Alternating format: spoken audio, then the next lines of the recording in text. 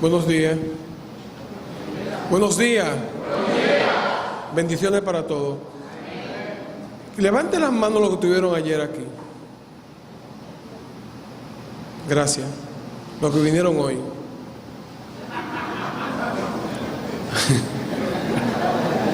Los que nada más han venido el día de hoy. Hay gente, levanten la mano bien. Ok. Es bueno que ustedes sepan que este evento se prepara para que ustedes vengan los 3 días. Siempre lo hacíamos con un poquito de costo, un poquito por encima del costo, porque los costos de esto es un poquito harto. Pero nosotros lo que nos interesa más que ustedes vengan un día, que vengan los 3 días, porque cada día que en este congreso no un manjar que usted toma, porque un manjar lo come cualquier humano. Este congreso es una ambrosía, que es una comida de dioses por encima de un manjar. Entonces, cuando ustedes dejan de venir un día, los que no vinieron ayer, perdieron la maravillosa oportunidad de haber sido alumno del doctor Mario Vinicio Castillo Vincho, que tuvo una ponencia magistral, una vivencia increíble. Yo sé que aquí mucha gente se benefició, especialmente los penalistas, como Máximo, Jesús Martínez, que estuvieron aquí, que se trabajan en esa área. Me dio mucha pena que este muchacho de San Pedro no estuviera, Newton Cabrera no estuviera, y Evelyn, que brega mucho con lo penal, porque fue realmente una experiencia enriquecedora. Para nosotros, los que estuvieron aquí ayer, vieron lo que dijo Vincho cuando yo lo fui a visitar. Fue una visita de cortesía a invitarlo, fruto de que un amigo común, amigo de él, y como rector fui a hacerle la propuesta que viniera a este evento. Quería tener una gente de ese fuste. Lo que tuvieron es que ayer tuvieron el privilegio, aquí han habido muchos grandes juristas, Salvador Jorge Blanco, Sánchez Morcelo, Pina Acevedo, Vincho Castillo, Negro Vera, pero de esa generación solamente quedan vivos Negro Vera y Vincho Castillo, de esa generación. Los que tuvieron ayer se dieron el privilegio no de venir a una conferencia, sino de recibir una clase con este hombre. Hoy nosotros continuaremos con lo que tenemos que seguir en este congreso. Y créanme que estoy muy satisfecho, muy contento, porque vi los estudiantes moviéndose menos que nunca ayer, con la excepción de un estudiante nuevo que salió muchas veces, pero yo le llamé la atención y sé que él hoy no va a salir. Fue un momento la conferencia de Fidia. Fidia quedó tan encantado, dijo que venía hoy otra vez y que venía el domingo también. Así que fue una bendición muy grande que recibimos de parte del Señor ayer. Lamento que los estudiantes se hayan quedado, porque 1,000 pesos por 3 días era para no dárselo gratis. Pero los que están aquí, yo le pido a Dios que lo ilumine, que le dé entendimiento, que le dé sabiduría, porque realmente un profesional de derecho es una persona que imparte justicia. Y más que abogado, tenemos nosotros que tener conocimiento de la justicia. Y si alguien tiene que tener conocimiento holístico, general de la sociedad, son abogados. Porque es como cuando yo le digo a un orientador escolar, a un psicólogo, tú no sabes con qué problema te viene una gente. Entonces tienes una formación general para tú entender a la gente ese problema. Hoy, esta mañana, tenemos como conferencista a la licenciada Ingrid Pamela Rijo.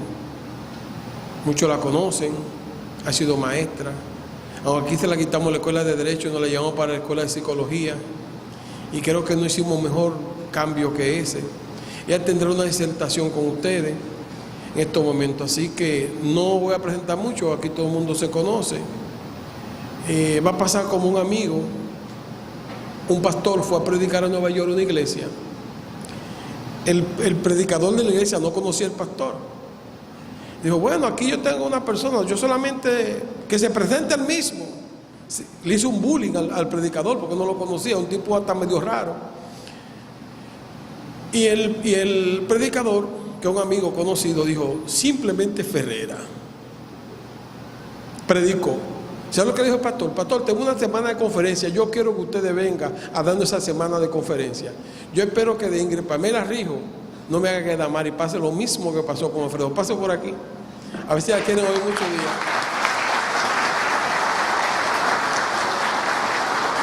¿Era allá o acá? ¿Dónde? ¿Dónde? ¿Allá no es mejor? Ah, de aquel lado. Ok. Ok.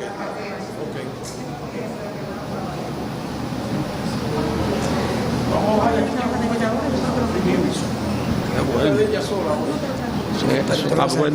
Sí. Permítame, con la anuencia de las distinguidas personalidades, antes de que nuestra conferencista se dé el escenario, destacar entre nosotros a la directora, a la encargada de Educación Continua y directora de la Escuela de Derecho en Santo Domingo, la licenciada Nora Rubirosa, que nos acompaña. Fuerte el aplauso para ella. Muchas gracias por hacer acto de presencia a este magno evento. Destacar entre nosotros también a la directora de la Escuela de Derecho de esta universidad, a la doctora Carmen Julia Rodríguez Pache. Fuerte el aplauso para ella. Es importante también destacar entre nosotros a destacado maestro, al personal docente, que como siempre, paso a paso, minuto a minuto, metro a metro, participan y apoyan este importante congreso y las actividades que realiza esta universidad. Un fuerte aplauso para el personal docente. Pero cómo no, también el aplauso para cada uno de ustedes, los estudiantes de Derecho y los abogados que nos acompañan. Que se siente ese aplauso. Aprovecho para ponerle a ustedes en conocimiento que nuestra conferencista, la licenciada Ingrid Pamela Rigo, abogada, psicóloga clínica, egresada de la Universidad Central del Este, UCE, cursó maestría en Derecho Penal en la Universidad Autónoma de Santo Domingo en el año 2009. Miembro de la carrera del Ministerio Público, egresada del primer concurso de oposición del año en el año 2006, con el título de especialidad en Ciencias Penales aplicada al Ministerio Público. Representó al país en el segundo Congreso Regional de Litigantes, Colombia, en el año 2010. Especialidad en investigación en Guatemala en el año 2011. Está con nosotros para poder llevar su trabajo, su capacidad y su profesión a través de este segundo congreso organizado por la Universidad Federico Enríquez y Carvajal. Con el aplauso de cada uno de ustedes, recibimos a nuestra conferencista, a la licenciada Ingrid Pamela Rigo.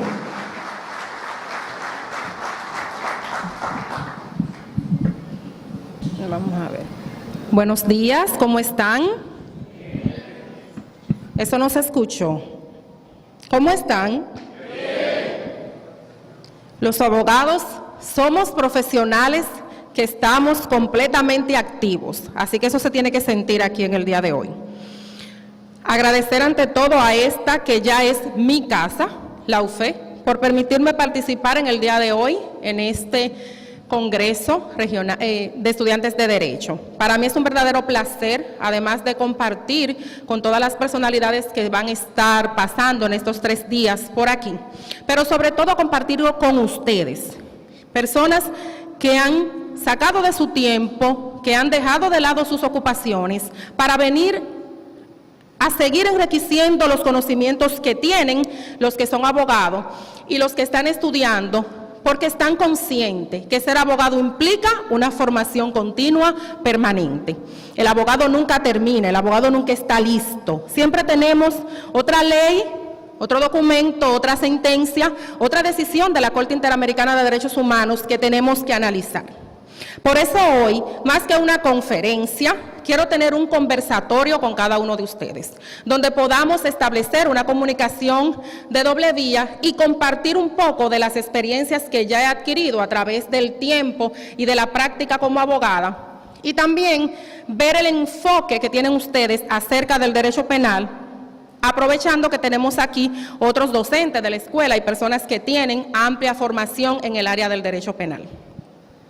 Hablar de derecho penal para mí es todo un placer. Esa es de las cosas que uno hace y que disfruta, porque ciertamente mi tiempo dentro del derecho, en funciones como Ministerio Público por 10 años, lo dediqué prácticamente al derecho penal en su totalidad. Y mi formación en derecho también está muy ligada a lo que es el derecho penal. Cuando me piden hablar del derecho penal, tomando en consideración el ejercicio en la región este del país, primero tenemos que enfocarnos en qué vemos en derecho penal. Yo sé que aquí hay personas que quizás están interesados en otra área del derecho, que puede ser derecho civil, derecho constitucional, pero enfocándonos precisamente en la práctica del derecho penal, podemos decir que tenemos 3 áreas principales. La primera, la conciliación; la segunda, la investigación; y la tercera, la litigación. Soy consciente de que, a mi modo de ver, lo más apasionante es la litigación, pero cada uno de ustedes en su práctica será identificando con una de esas áreas. Para hablar de derecho penal, no podemos hacerlo fuera de lo que es el proceso penal. Todo lo que vamos a ejercer, todos esos tipos penales que vamos a manejar, se van a desarrollar dentro de lo que es un proceso penal. En ese sentido, en este conversatorio, haré también mención de las principales etapas que tenemos dentro del proceso penal y sobre todo enfocándonos en los tipos penales más comunes que tenemos en nuestro país. En ese sentido, estaremos hablando de la etapa de investigación con las principales técnicas que aquí se manejan, ya sea criminalística de campo o criminalística de laboratorio. Estaremos viendo todo lo que tiene que ver con la etapa intermedia o la audiencia preliminar. Aquí nos enfocaremos en cuáles son las salidas estratégicas que puede tomar el representante del Ministerio Público en virtud del artículo 293 del Código Procesal Penal. Y estaremos viendo un poquito de esas salidas, las más comunes, el artículo 281 y todo lo que implica el archivo, todo lo que tiene que ver con el escrito de acusación y las principales salidas alternas, sea un proceso penal abreviado o una suspensión condicional de procedimiento. Por último, haremos un breve análisis de la etapa por excelencia para el manejo y el despliegue de lo que es el derecho penal, que es el juicio.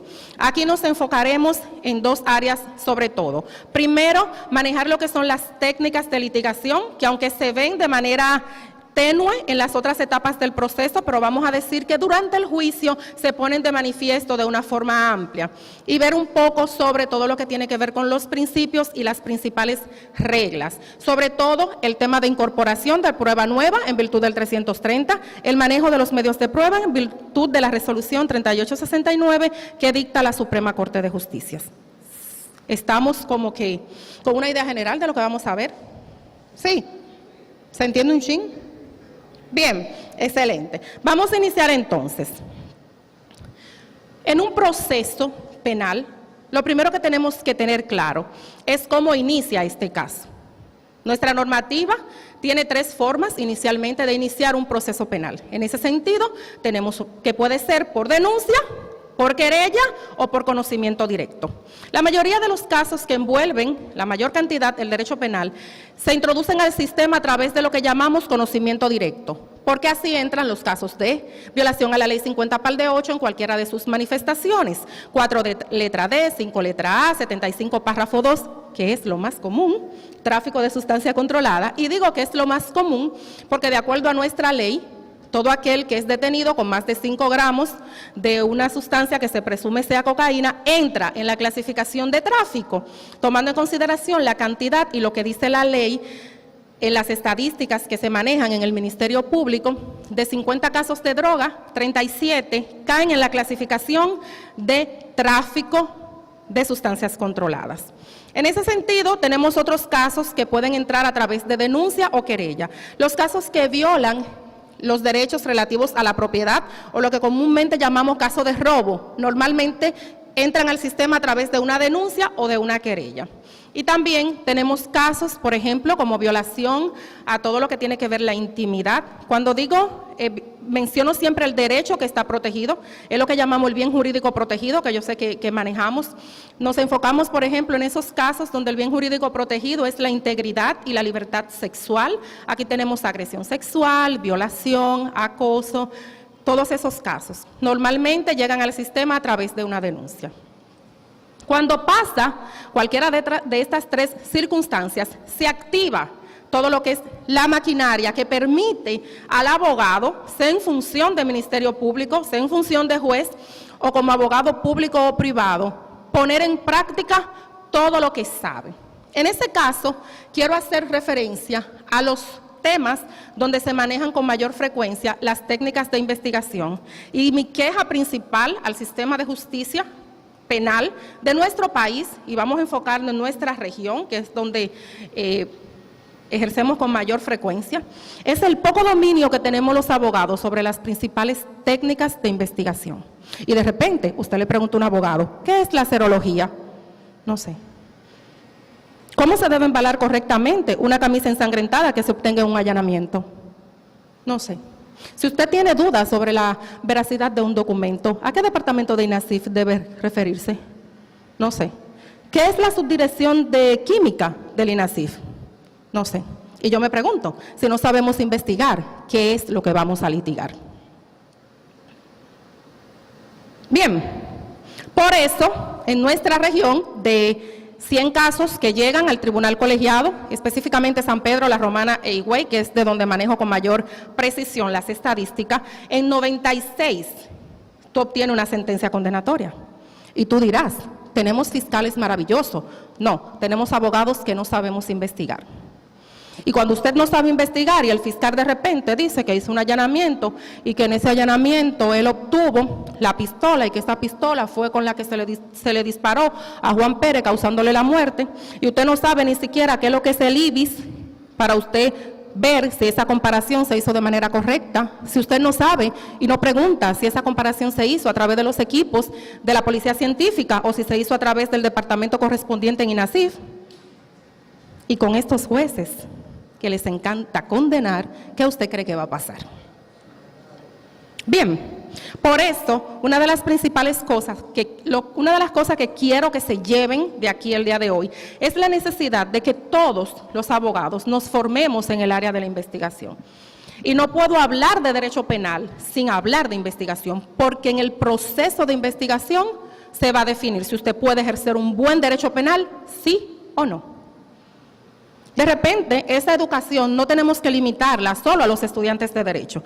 Tenemos que incluir a los medios de comunicación, tenemos que incluir a la población en sentido general, que muchas veces por desconocimiento contaminan las escenas donde ocurre un lugar que tenga relevancia penal. Y nosotros mismos vemos casos, me pasó mucho como Ministerio Público, trabajando casos mayores, delitos mayores, que las personas en los casos de homicidio no quieren que se haga la autopsia, no quieren que se trabaje la escena. Y de repente son esos mismos familiares que tú lo ves un mes después en la fiscalía. Magistrado, ¿y qué es lo que usted ha hecho con el caso mío? Los casos se ganan o se pierden en la escena. Es ahí. Porque eso que está ahí, que sabemos que en ese momento es indicio, para luego convertirlo en evidencia, elemento de prueba, y en juicio veremos si es prueba. Eso que usted obtiene ahí y ese análisis que usted haga de esas evidencias es lo que va a determinar si se podrá retener la responsabilidad penal de una persona o no. Bien, hablamos un poquito de esas técnicas, dándoles una clasificación breve. Podemos decir que esas técnicas las vamos a dividir en dos áreas: criminalística de campo y criminalística de laboratorio. De repente usted tiene una escena, por ejemplo, Dios nos guarde y nos cuide, si en una escena como esta, de este tamaño, tenemos un lugar donde se comete un hecho de relevancia penal, lo ideal sería trabajarla en cuadrantes. Pero tú tienes formas de trabajar en franjas o metro a metro, va a depender de varias cosas. Eso es la forma de ubicar las evidencias en el lugar donde ocurre el hecho. Bien, es lo primero que debemos pensar en criminalística de campo. Y usted dirá, pero si yo no soy policía, ni soy fiscal, ¿para qué ella me dice eso? Para que pueda ganar juicio. Y para que le pueda enseñar a los fiscales que si no comienzan a hacer ese trabajo bien, los jueces tendrán que comenzar a dictar sentencias absolutorias. Porque mientras tanto el trabajo es fácil, y créanme, yo lo hice por 10 años. Cuando usted sabe que usted va a llegar a un juicio y nadie va a cuestionar cómo usted trabajó esa escena y nadie le va a cuestionar cómo se llevó la cadena de custodia y usted tiene un abogado que usted está consciente que no le va a preguntar, ¿usted cumplió con el reglamento para manejo de custodia que se establece en nuestro país? Y de repente tú ves que tenemos en el caso 7 evidencias y nadie pregunta por el reglamento y nadie sabe si eso tenemos que embalarlo en plástico o en papel y nadie pregunta. ¿Por qué no tenemos la firma del técnico que colectó esa evidencia en la escena? Y nadie pregunta, ¿quién transportó esa droga a la Dirección Nacional de Control de Droga? Entonces es como que damos por sentado en juicio que todo lo que llega ahí, llegó bien. Y en ese proceso es que estamos llenos de fallas, en la parte técnica sobre todo. Criminalística de campo va a ver, lo primero, cómo accesar a la escena. Lo segundo que tenemos ahí son profesionales que fijan las evidencias. Para fijar evidencias usamos diferentes métodos. El primero puede ser a través de fotografía, de video, de un dibujo o de una planimetría. Sobre todo en los casos donde trabajamos en superficies abiertas, como de repente que se encuentra un cuerpo en un cañaveral o en una zona abierta, es bueno utilizar planimetría porque nos permite enfocarnos, tomar cosas del mismo ambiente para medir la distancia que había entre un indicio y una evidencia con otra evidencia relevante, tomando siempre como punto inicial, en los casos de homicidio, el cuerpo y si tenemos otro tipo de caso, la evidencia que sea más importante. Después que tenemos todo esto y que fijamos la escena, se debe colectar. Y usted dirá, bueno, pero imagínese usted, si en la fiscalía no hay otra cosa, ¿verdad que tenemos esa fundita y esa cosita que vemos en CSI? Aquí no hay de eso, me dijo un estudiante en una conferencia. Yo le digo, no, sí hay, primero. Si comenzamos a exigir, habrá más, porque habrá que disponer el presupuesto como se dispone por otra cosa. El problema es que aquí primero hay que exigir para que entonces aparezcan los recursos, claro, de este tipo de cosas. Hay otra cosa que los recursos aparecen inmediato. Pero en este tipo de cosas tenemos que hacer la lucha primero. Y segundo, en eso va a impactar mucho la creatividad. De momento usted no tiene una funda de papel de las que se manejan normal, pero esa funda de papel donde echamos la palomita, con eso te resuelve normal. Lo importante es que se pueda preservar la evidencia que está ahí, que esa evidencia no se altere. Bien, y que el abogado pueda discutir, porque de repente estoy llevando un caso de homicidio y me dicen que encontraron una camisa ensangrentada en el allanamiento de ese ser humano que está ahí, que es mi cliente. Pero nadie se pregunta, ¿se hizo algún análisis de esa sangre? Primero, ¿es sangre humana? Segundo, ¿cuál es el tipo de sangre? Porque de repente si la sangre tipo A y la víctima tenía tipo B, ¿se cayó? ¿No es de ese? Con esa sola preguntita mágica. Y condenan a 20 años. Y usted nunca hace la pregunta mágica.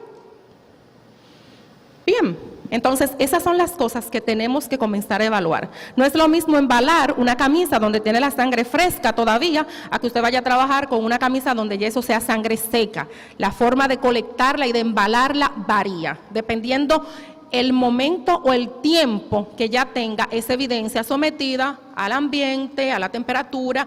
No es lo mismo cómo se va a mantener esas evidencias si de repente pasó el caso y ya hace 5 días y ha estado lloviendo, o de repente es un caso que pasó anoche y nos estamos enterando, las evidencias todavía están con una mejor conservación. Eso es importante.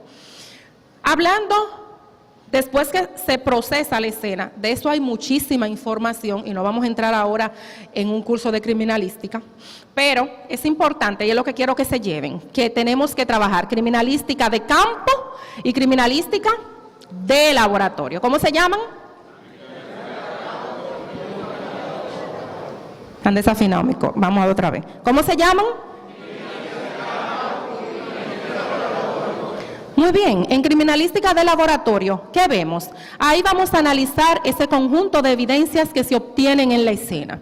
Y aquí sí ya tenemos a personas expertas. En nuestro país, la criminalística de laboratorio la ejercen esencialmente 2 instituciones.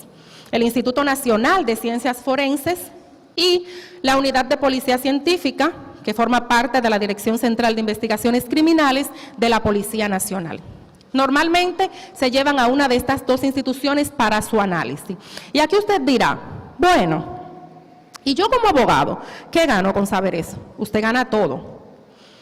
Si de repente usted tiene un cliente que lo están acusando de una falsificación y su cliente le dice, no, es que esa no es mi firma.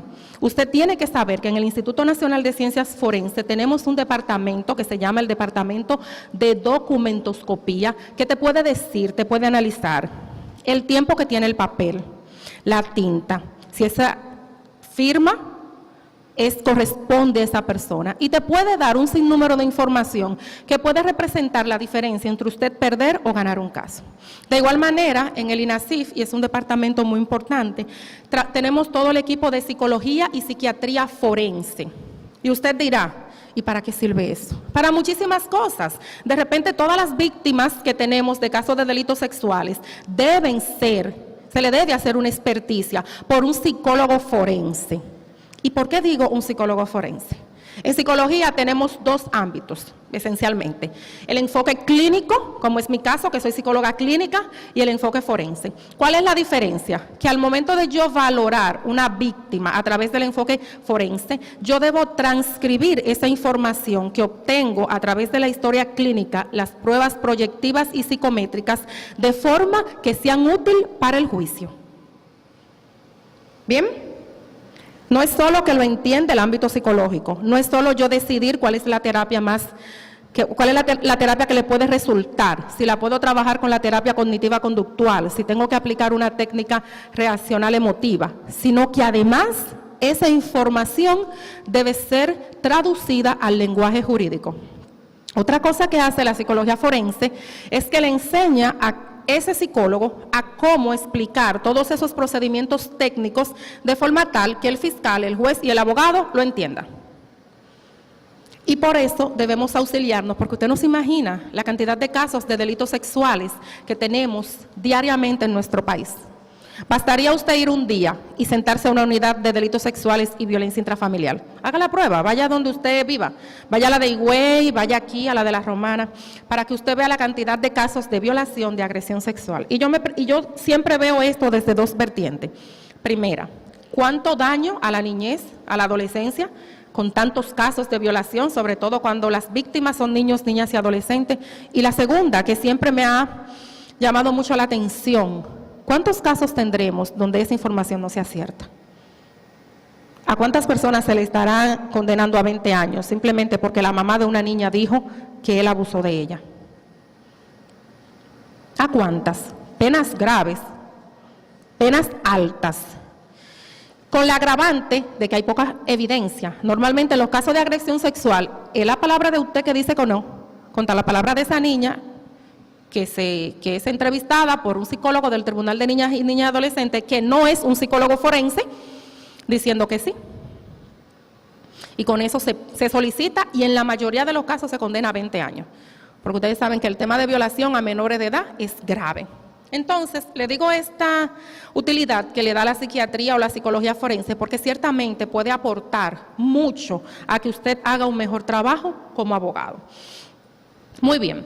Otra de las áreas que podemos ver ya en lo que es criminalística de laboratorio es serología forense, ya hablamos de documentoscopía, tenemos balística, que hacemos muchas cosas por ahí, es el área más conocida, tenemos química forense, que es donde analizamos todas las sustancias controladas que son ocupadas, accidentología forense, que es un área de la investigación que está poco trabajada en nuestro país, pero que existe, y con estas usted debe conocerla. Primero, debe conocerla para tres cosas.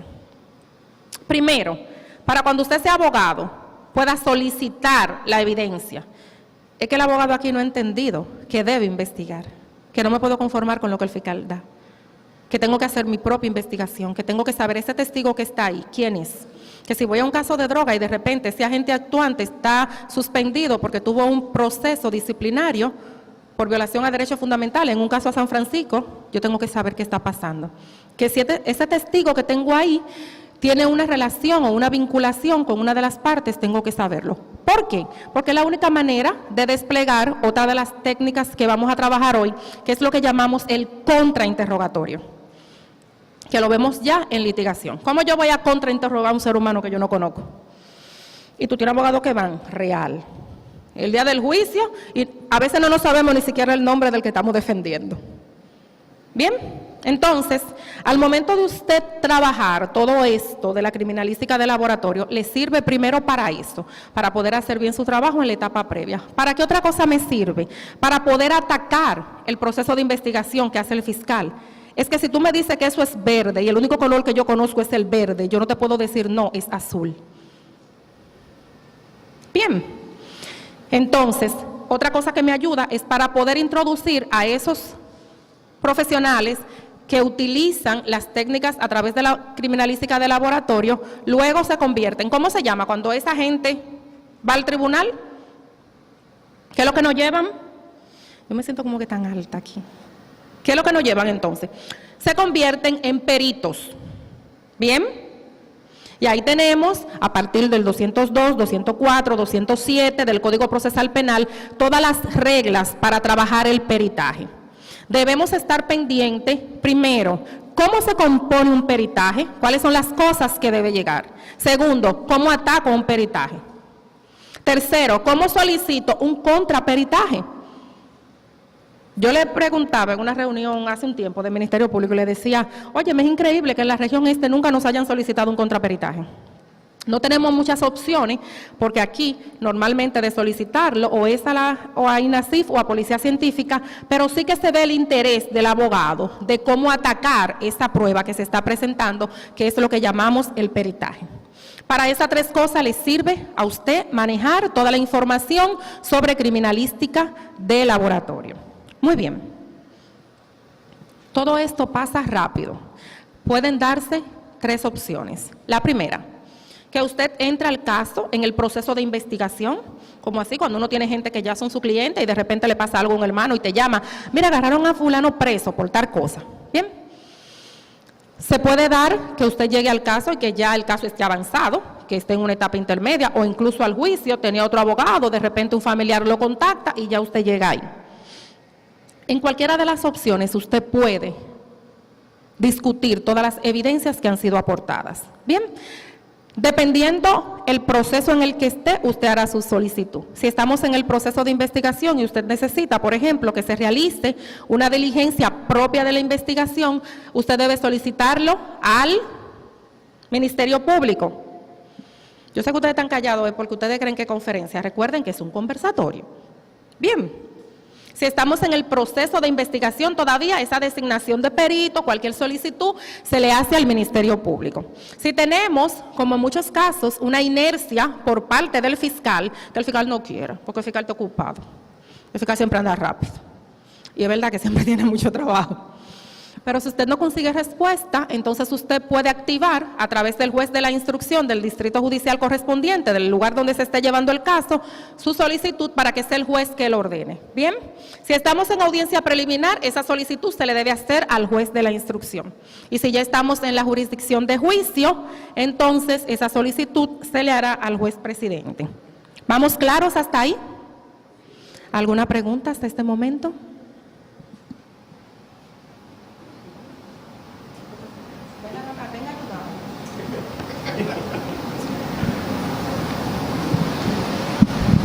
Bueno, yo veo que en su exposición usted habla de la inactividad de los abogados en ejercicio, ¿verdad?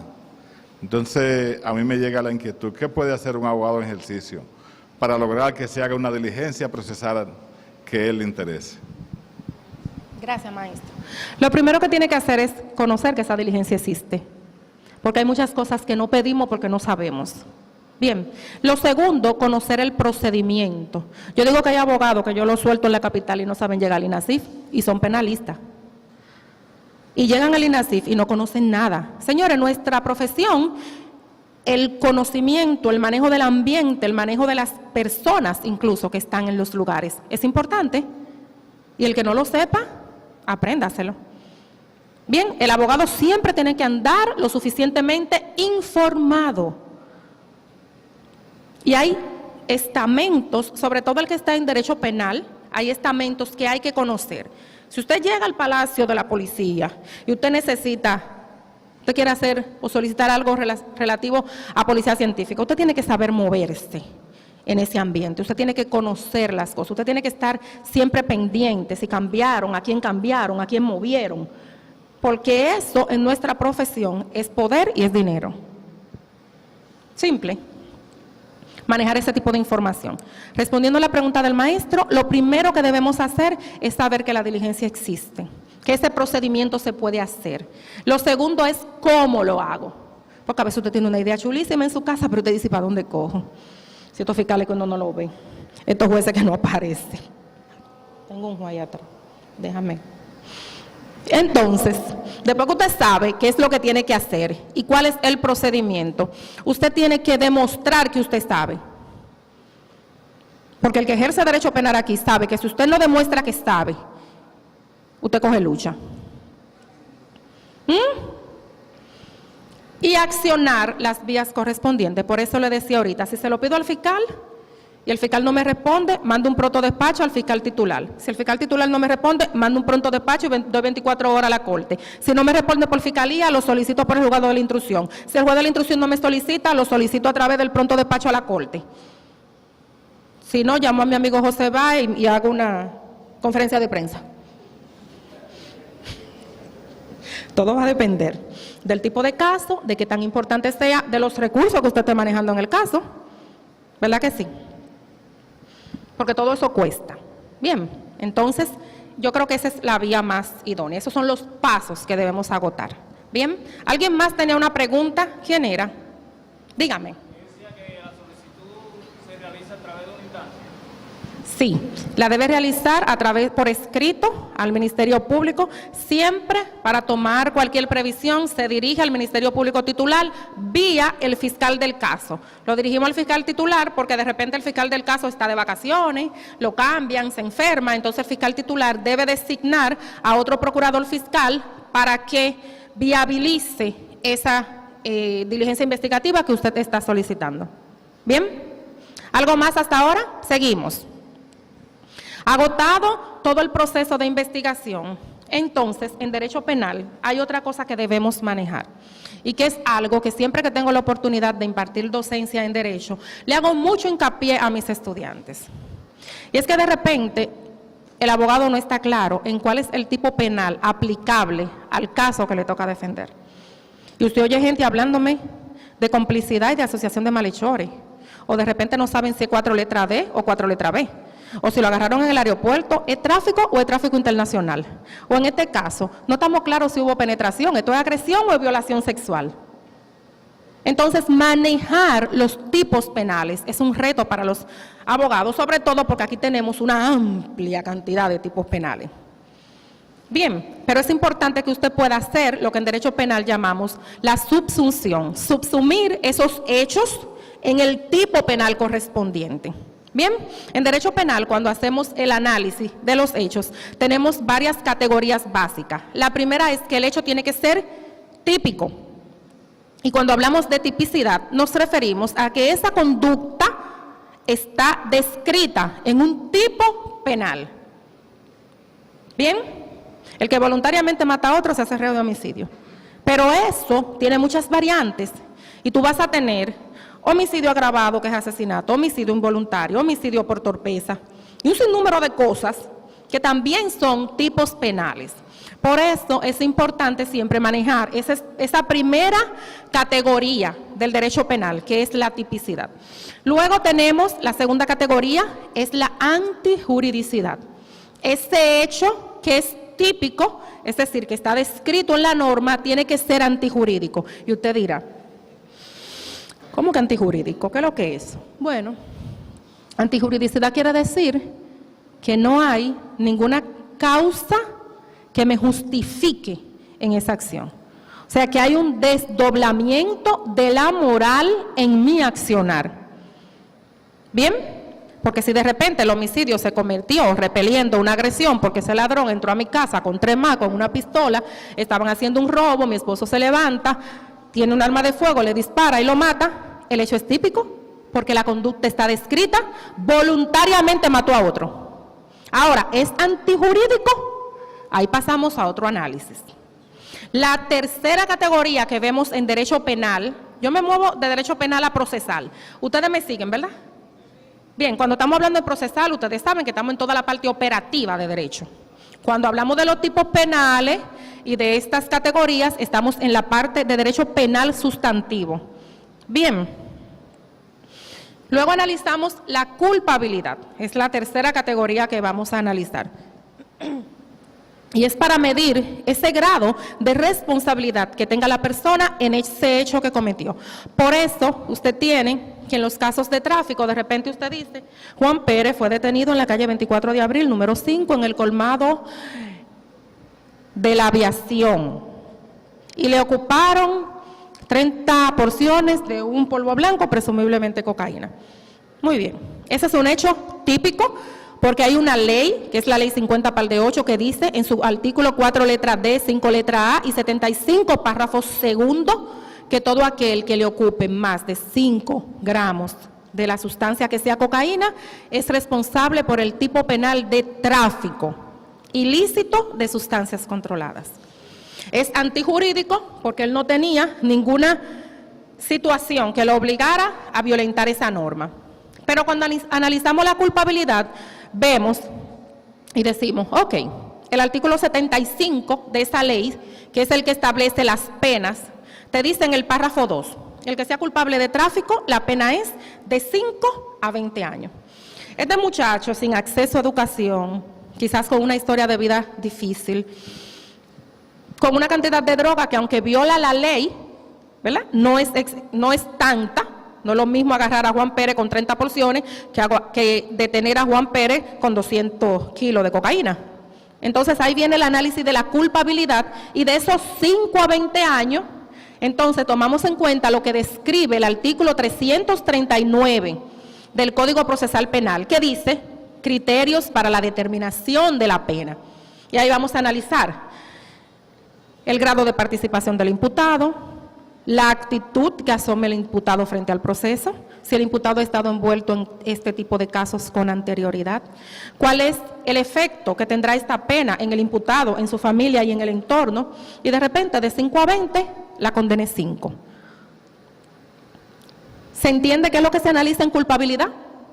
El artículo 339 es poco discutido porque realmente como que no nos enfocamos en por qué, y el legislador yo creo que ha sido sabio en ese tema, porque ciertamente, aunque 2 personas violen la ley, las condiciones no son las mismas en todos los casos, y eso se tiene que analizar. Es como el homicidio, tenemos pena de 3 a 20, homicidio voluntario, el mismo tipo penal, la misma descripción en la norma, pero al momento de hacer el análisis de la culpabilidad, usted tiene un rango de pena de 3 a 20 años. Y es precisamente para que los operadores del sistema de justicia penal analicemos las circunstancias particulares de cada caso. Porque de lo contrario, es como yo digo mucho cuando hablo con amigos miembros del Ministerio Público, le digo, si fueran todos los casos iguales y fuera el que agarramos con más de 5 gramos de droga, son 20 años, fuera una computadora y no evitáramos pagarle a todos los fiscales. Y nosotros tampoco estuviéramos estudiando Derecho. Entonces el tema es que apliquemos esa racionalidad a cada caso de manera particular. Hay una cuarta estructura dentro de lo que es el derecho penal, que es la punibilidad, que también se analiza y que nos puede determinar también ese grado de participación que tiene el imputado.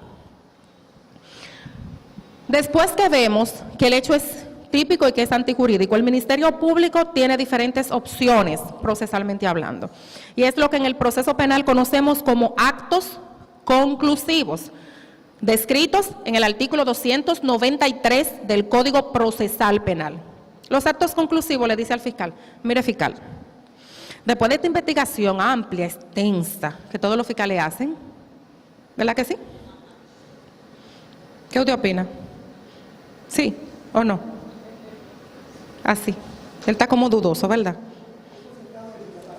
Concentrado. Después de esta investigación tan amplia, el fiscal tiene diferentes opciones. ¿Qué puede hacer el fiscal? Decir, mire, los elementos de prueba resultan insuficientes. En ese sentido, entonces, vamos a aplicar las disposiciones del artículo 281 referente al archivo. Ahí usted va a tener diferentes causas. Usted puede tener un archivo por muerte del imputado, puede tener un archivo por desistimiento tácito o expreso de la víctima. Si hay una conciliación entre las partes, en los tipos penales que así se prevé, Porque de repente si es un homicidio y la parte conciliaron, no quiere decir que el fiscal puede archivar, estamos claros en eso, ¿verdad? Porque eso va a depender del tipo de caso. Recuérdense que tenemos 3: acción pública, privada y pública a instancia privada. Bien, tomando en consideración eso, el fiscal puede archivar por cualquiera de los numerales que tiene ahí. El fiscal puede acusar, y si decide acusar, entonces ahí nos vamos a fundamentar en las disposiciones de los artículos 294 y subsiguiente. En la acusación de ese artículo, lo más importante y que a veces no se cumple o no se cumple como debe ser, es el 294.5, que dice que esos elementos de prueba que el fiscal pretende hacer valer en juicio debe indicar qué pretende probar con él. Y a todo le ponemos lo mismo. Juan Pérez, miembro de la Dirección Nacional de Control de Drogas, localizable en la Dirección Nacional de Control de Drogas, para probar qué, cómo, cuándo y dónde fue detenido el imputado. Y después viene Ricardo Sánchez, miembro de la Dirección Nacional de Control de Drogas, para probar qué, cómo, cuándo y dónde fue detenido el imputado. Y eso es todo. Y usted dirá, ¿eso es establecer qué se pretende probar con ese testigo? Tendríamos una amplia discusión. En ese sentido, también el fiscal puede decidir que los elementos de prueba no son suficientes en ese momento y se hace un archivo provisional, o puede ser un archivo definitivo. De igual manera se puede aplicar una suspensión condicional del procedimiento, un proceso penal abreviado. Eso tiene unas reglas que no vamos a discutir en este momento porque no tenemos tiempo para hacerlo. Cuando el fiscal presenta su acusación, se supone que a ese abogado se le va a notificar. Bien, para que el abogado estudie esa acusación y también presente el escrito de defensa en el plazo que establece la ley. En mi experiencia como Ministerio Público, de 50 casos, en 1 a veces había escrito de defensa. Los abogados entendemos que lo que tenemos que hacer es contradecir al fiscal, pero no nos sentamos a investigar, a escribir, a documentar, porque eso lleva trabajo y a veces no queremos trabajar tanto. Creemos que nuestro trabajo es simplemente ir a la audiencia. Y es que cuando el trabajo está bien hecho, el que va a la audiencia es lo de menos. Si usted lo escribió y lo documentó y lo depositó, eso está ahí.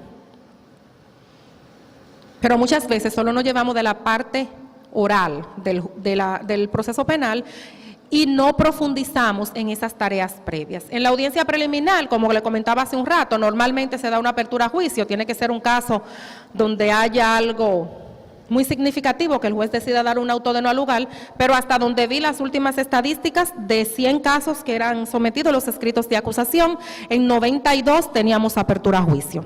Señorita, ¿una pregunta?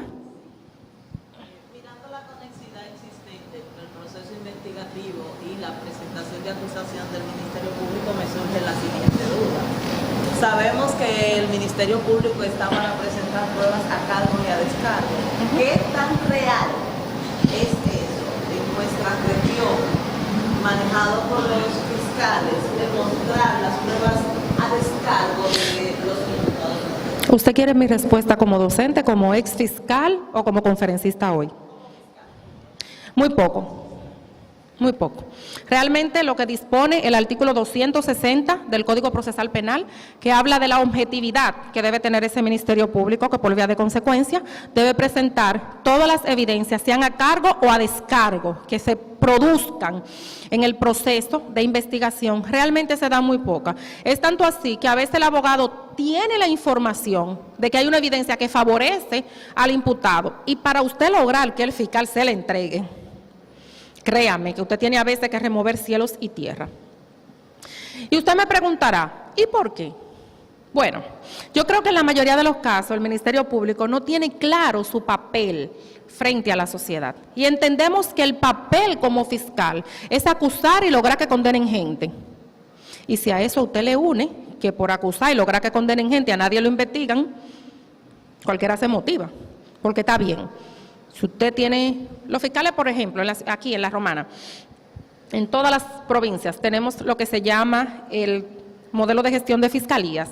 Los fiscales hacen turnos por semana. Todos los casos que pasen en esa semana son responsabilidad de ese fiscal que está de turno en policía, como se llama. Si de repente usted en una semana tranquila, usted recibe 60, 65 casos, porque son todos los casos de la provincia, de todos los tipos penales, droga, homicidio, todo lo que pase es responsabilidad suya. Si de esos casos usted decide acusar 50, usted quiere que le condenen 50 y algo más. Porque estamos midiendo la efectividad del Ministerio Público en función de las condenas, no en función de la respuesta efectiva a los casos. Bien, y eso es una decisión de Estado. Eso no es una decisión que la puede tomar un fiscal, porque el que la toma sola o solo, sentado en su escritorio, simplemente sale del sistema. Entonces usted se convierte en el que está mal. Bien, y en un sistema donde usted tenga 900 y pico, 1000 y pico de fiscales, si usted comienza a hacer la cosa rara, entonces ¿qué tiene problemas usted? Porque todo el mundo lo que está acusando y bloqueando las investigaciones para que los defensores no tengan acceso a ella. Bien, entonces el 260 yo creo que anda así, más o menos. Esa es mi respuesta como exfiscal. Como docente yo le diría que usted siempre debe luchar porque se cumplan esos valores sagrados que rigen el proceso penal. Y entre esos valores, esos principios tenemos la objetividad. Y que si usted no lo logra con un fiscal, motívelo, ayúdelo. Si él tiene una evidencia para lograr tomar esa decisión, búsquele usted 2 evidencias más y llévesela. Escriba, oriente, motívelo, dele decisiones de la Suprema que puedan robustecer su solicitud. Busque 2 decisiones de la Corte Interamericana de Derechos Humanos para robustecer su decisión. Porque a veces también tenemos que poner a la gente en condición de que haga las cosas, sobre todo cuando estamos conscientes de cómo es realmente nuestro sistema. Bien, que esto es muy importante, tener conciencia. Yo siempre le digo a mi estudiante, aquí hay que hacer conciencia de a qué que nos vamos a enfrentar. Por eso para mí el abogado, además de todas las condiciones técnicas, hay un grupo de condiciones a nivel de estructura de la personalidad que tiene que tener. Porque si usted a los 2 años no vuelve más por el tribunal. Si de repente cuando usted se choca con la realidad, sobre todo del derecho penal, y las trabas, y todo lo que hay en ese sistema, que es un mundo, yo le digo el mundo del derecho penal. Si usted no tiene una estructura de personalidad que le permita hacerle frente, usted no lo ejerce, de verdad que no. Pero bien, seguimos. Cuando el Ministerio Público presenta su acusación o su decisión ante la jurisdicción correspondiente, entonces se produce un auto de apertura a juicio. Y llegamos a lo que conocemos como la etapa de juicio. El juicio está orientado por principios que rigen el juicio. No vamos a detenernos mucho en esa parte, solo quiero acotar algunas cosas de cada principio. Por ejemplo, uno de los principios más relevantes es el principio de la oralidad. El juicio es oral. Eso tiene sus excepciones. ¿Cuáles excepciones? Por ejemplo, cuando la víctima es un niño, niña o adolescente y la psicóloga en el tribunal correspondiente le hace el informe o el peritaje, eso se introduce al juicio por lectura. En el 312, numeral primero, te dice las excepciones. El 311 te dice que es la oralidad, en el 312 te dice las excepciones a la oralidad. Bien, ¿cuáles informes tú puedes introducir al juicio por lectura y cuáles elementos de prueba? Normalmente, si tenemos evidencia como el acta de registro de persona, el acta de allanamiento, lo ideal es que se introduzcan al juicio a través de lo que la Suprema Corte de Justicia en la resolución para manejo de prueba estableció como testigo idóneo. Bien. Si Juan Pérez fue el miembro de la DNCD que obtuvo ese elemento piloso en la escena donde se cometió el homicidio, de repente cuando yo quiero introducir ese informe pericial, donde yo tengo la descripción de ese elemento, su ubicación física en la escena, el testigo idóneo va a ser o el miembro colector o que trabajó en criminalística de campo o el que hizo el análisis y trabajó criminalística de laboratorio. Entonces lo ideal es que yo lleve ese testigo o el fiscal y vamos entonces ahí a analizar a través de las técnicas de litigación cómo podemos introducir esta evidencia. Y haríamos un ejemplo sencillo. Lo primero que hacemos es acreditar nuestro testigo. Bien, manejamos esa técnica.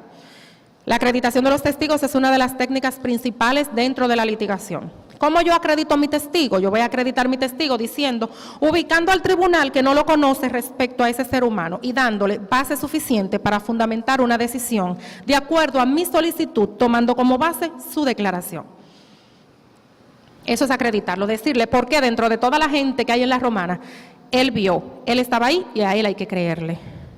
Bien, normalmente acreditamos primero el testigo y luego pasamos a la parte de los hechos, porque usted, la acreditación y todo lo que es el interrogatorio directo lo hacemos a través de preguntas abiertas. Bien, explíquenos por qué está usted aquí, de qué institución usted forma parte, conoce a alguien de los que están presentes en esta sala.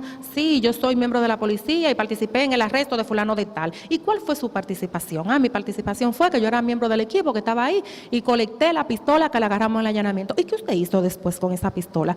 Bueno, yo procedí a embalarla correctamente, sueña en gripamela.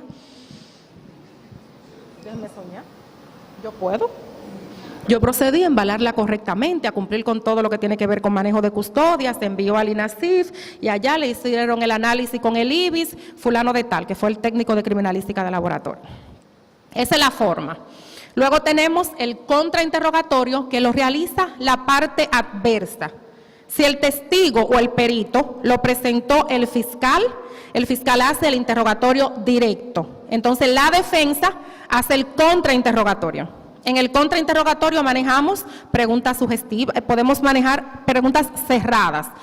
Toda la base de lo que es la litigación en el proceso penal está en el artículo 326 del Código Procesal Penal. Y ese artículo comienza diciéndole a usted, por ejemplo, iniciado el proceso, el miembro de la Fiscalía toma la palabra y eso es lo que en técnica de litigación llamamos discurso de apertura. Luego te dice que las preguntas no pueden ser sugestivas, capciosas ni impertinentes. Y esta es la base para las objeciones. Si la pregunta viola una de esas reglas, entonces la podemos objetar. También te dice que acto seguido, después del interrogatorio directo, la parte contraria procede a interrogar el testigo. Y eso es lo que llamamos contrainterrogatorio. ¿Bien? Muy bien. ¿Quién me dice cuántas técnicas de litigación he mencionado hoy? ¿Tienen frío? Vamos a hacer una dinámica ahorita. No. Vamos a ponernos de pie. Vamos, pónganse de pie. Hay mucha gente como con frío y como que se me está durmiendo. Yo no puedo así. Es una mujer nerviosa. Pónganse de pie. Dele un apretón de mano fuerte al compañero que está al lado suyo. Dele su nombre y dígale un gusto conocerte. ¿Vamos bien?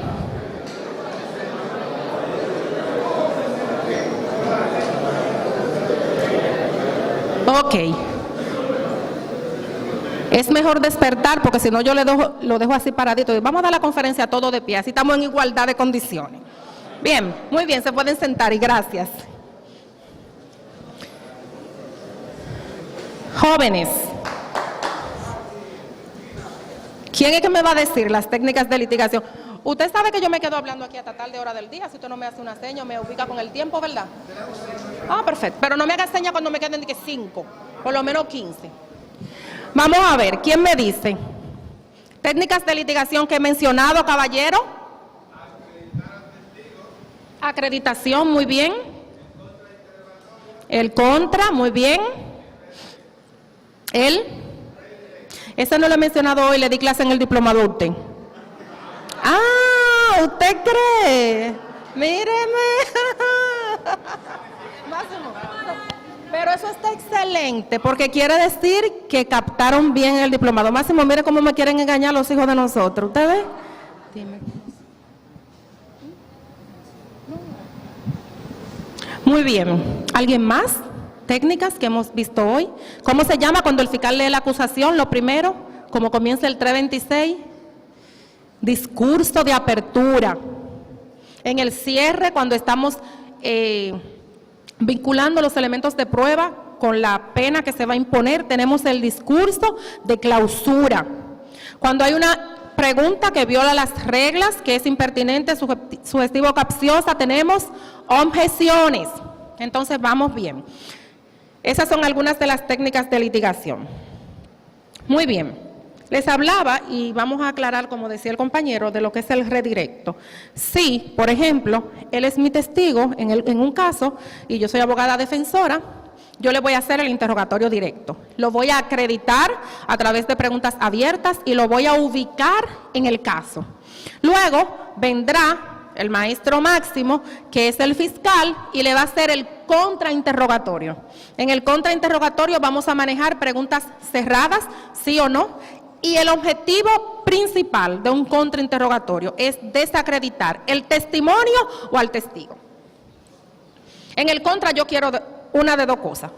O decir, ese testigo está vinculado al caso, ese testigo no es creíble, ese testigo es imposible que pudiera ver a mi cliente tomando en consideración las condiciones del clima, de la hora en que ocurrió el hecho, o yo voy a desacreditar su testimonio. Y eso es lo que comenzamos haciendo en el contrainterrogatorio. Si el profesor Máximo a través del contrainterrogatorio me deja mi testigo muy desbaratadito, entonces hacemos, el que lo presenta, utiliza la técnica que se llama el redirecto. Y es como que yo vengo a tratar de arreglar ese pobre testigo que me lo maltrataron con tanta pregunta. Y yo vengo a ponerlo otra vez tranquilo. Bien, en un juicio hay algo que debemos manejar. Y estamos hablando de los principios. Ustedes recuerdan que estábamos hablando del 311, oralidad, 312, todo lo que tiene que ver con las excepciones a la oralidad. Les aclaré el tema de las técnicas de litigación porque las podemos debatir precisamente fundamentándonos en lo que es la oralidad del proceso penal. Usted tiene otros principios, por ejemplo, la contradicción, y por eso, si yo lo interrogo, el fiscal que la otra parte tiene derecho a interrogarlo también o a contrainterrogarlo. También tenemos lo que es la publicidad. Usted sabe que el juicio es público. Eso tiene sus excepciones, sobre todo cuando tenemos envueltos casos de niños, niñas o adolescentes, o cuando tenemos casos que pueden poner en riesgo la estabilidad familiar. Hay otras cosas ahí, si tiene que ver con secreto profesional o secreto industrial, que también se puede tomar en cuenta. Muy bien, cuando usted, desarrollando todas estas técnicas de litigación, avanza en el juicio, de repente llegará el momento de introducir los elementos de prueba. Para eso se dictó una resolución a través de la Suprema, donde nos dice todos los datos relativos a las evidencias. Cuando sucede un hecho, lo que está en la escena, hasta tanto no se vincula al hecho, es indicio. Bien, lo que se vincula al hecho es evidencia. Lo que el Ministerio Público decide incluir en el escrito de acusación en virtud del 294 son elementos de prueba. Y ya en el juicio, cuando se utilizan para fundamentar una decisión, sea absolutoria o condenatoria, entonces tenemos prueba. ¿Se entendió? Muy bien, no quiero oír ningún estudiante mío hablándome de prueba en medio de un proceso de investigación.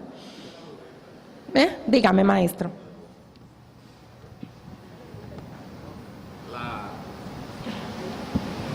Yo he visto fiscales, y en una ocasión la observé a usted, fue en una acusación, ya en el juicio de fondo, utilizar lo que establece el artículo 321 del Código Procesal Penal, o sea, la ampliación de la acusación.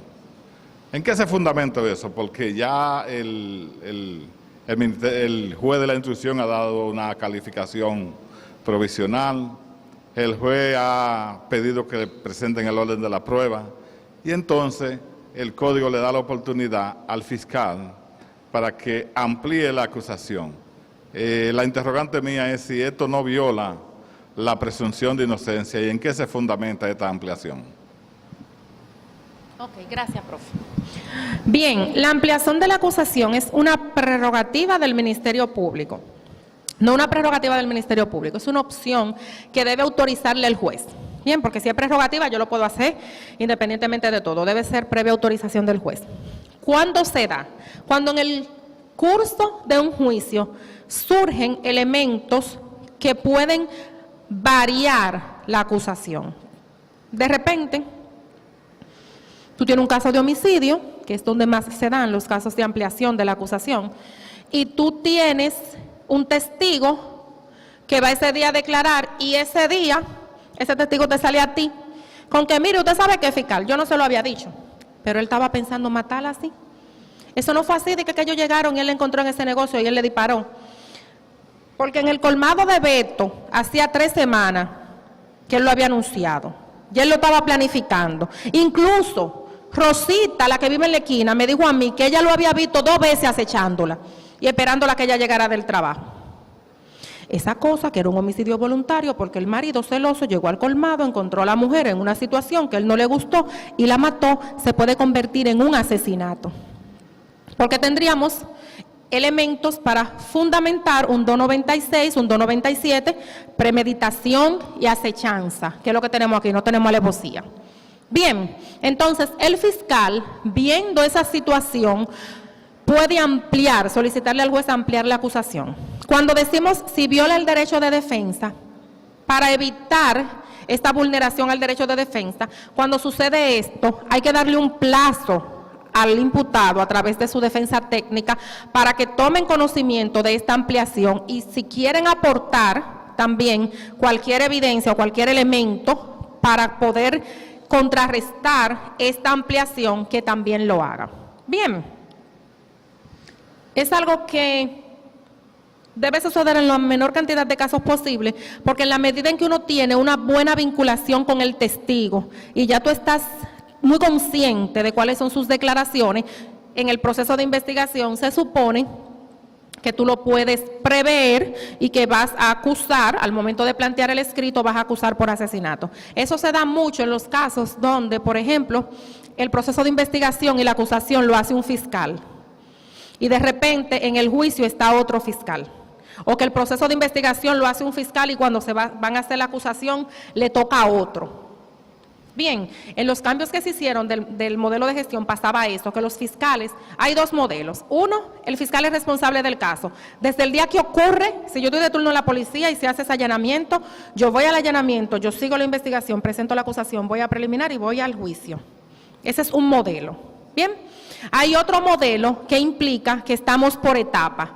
Y es como que hay un grupo de fiscales que son especialistas en investigación y solo investigan.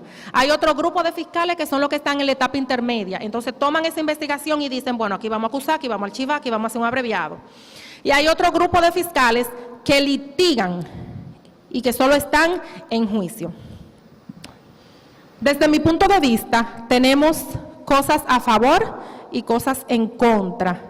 Bienvenido, magistrado Van der Horst, ¿cómo está usted? Llegó un juez, o un magistrado, otro magistrado a la sala. Ahora sí se va a poner todo bueno con la pregunta, ¿verdad? Desde mi punto de vista, ambos modelos tienen ventajas y desventajas. El primer modelo, que es el fiscal, que toma el caso desde el primer momento hasta el juicio, te permite a ti mantener una coherencia y un solo hilo conductor, porque tú fuiste a la escena, tú viste todo, tú hablaste con los primeros testigos, tú decidiste la acusación, tú estás en la audiencia preliminar, y eso te da como que ese hilo conductor. Eso es lo bueno. Lo malo que tiene ese modelo es que el fiscal tiene que partirse en 50 pedazos, porque de repente cuando tú has hecho un par de turnos en la policía y tú tienes 400 casos, sucede que tú tienes audiencia en preliminar, tienes audiencia en atención permanente, tienes audiencia en el colegiado y esa semana te tocó de turno en la policía. Y yo que viví el sistema, eso es caótico. Entonces, como quiera, mucha gente tiene que suplir al otro, porque si yo tengo caso, porque hice turno en la policía la primera semana de febrero, pero en esa fiscalía somos 6 fiscales. La segunda semana de marzo, cuando me toque otra vez, yo voy a tener caso en juicio, caso en preliminar y de repente estoy haciendo un allanamiento. Como quiera, compañeros tienen que suplirme, porque si estoy haciendo un levantamiento y me están llamando porque tengo una audiencia preliminar, otro va a tener que asumir el caso. Yo no voy a poder estar en varios lugares al mismo tiempo. La otra forma, que es que los fiscales están por etapas, que es como está aquí ahora. Tenemos, por ejemplo, fiscales que litigan en juicio, tenemos fiscales en instrucción y tenemos un grupo de fiscales que hace la investigación. En ese sistema, la ventaja que tiene es que permite la especialización del Ministerio Público. Y es como que si yo estoy enfocada solamente en investigar y no tengo que estar correteando porque tengo un juicio, no tengo que ir a conocer una audiencia preliminar, no tengo que ir porque me están llamando de atención permanente, estoy enfocada en investigar y me especializo. Conozco mejor el sistema, conozco mejor las técnicas, conozco mejor el equipo. Lo malo que tiene esto es que al caso pasar por 4 o 5 fiscales, el que está de turno, el que investiga, el que va a audiencia de atención permanente, el que va a instrucción y el que va a juicio, muchas veces se pierden elementos importantes del proceso de investigación. Entonces, cada sistema tiene sus cosas buenas y sus cosas malas. Bien, lo importante es para nosotros los abogados que no sabemos todos los sistemas. Entonces, vamos a hacer ahora como que a ver los temas que hemos podido discutir. Primero, vimos ya que el proceso penal puede iniciar de 3 formas, ¿bien? También vimos las principales diligencias de investigación, no. Nos centramos en criminalística de campo y criminalística de laboratorio. Ahí vimos algunas técnicas, como fue documentoscopía, química forense, serología forense, análisis digital, accidentología, todo eso son procesos que se pueden vivir ahí durante la etapa de investigación. A esto hay que anexarle otra cosa que nos impacta en el juicio, que son las diligencias de investigación. Y usted va a tener, por ejemplo, a partir del 173, lo que es inspección del lugar, levantamiento de cadáver, y de ahí usted va a tener todo lo que son las interceptaciones, los registros o allanamientos, que son esas diligencias propias de la investigación, que también se van a llevar al juicio de 2 formas, o a través del testigo idóneo, si es una de las personas que participa en el proceso, y también en esas diligencias se completan las actas correspondientes. Todas esas diligencias tenemos que hacerlas respetando el artículo 166, que es base en nuestro proceso, que nos habla de la legalidad de la prueba. Porque si no cumplimos con ese principio, entonces vamos a estar frente a una exclusión probatoria en virtud del artículo 167. ¿Bien? Y ahí seguimos con todo lo que podemos hacer en el proceso de investigación. Luego vimos que el Ministerio Público puede tomar diferentes decisiones. ¿Quién me menciona cuáles decisiones vimos que puede tomar el fiscal en virtud del 293? Los actos conclusivos, ¿quién me dice una? Archivo, muy bien. ¿Cuál más? ¿Cuál otro vimos? El proceso penal abreviado. ¿Cuál otro? El acto conclusivo por excelencia, el escrito de acusación en virtud del 294. Bien, tomada esta decisión estratégica, entonces pasamos a la audiencia preliminar y en ese sentido estuvimos viendo cuáles son las opciones que existen en el desarrollo de una audiencia preliminar.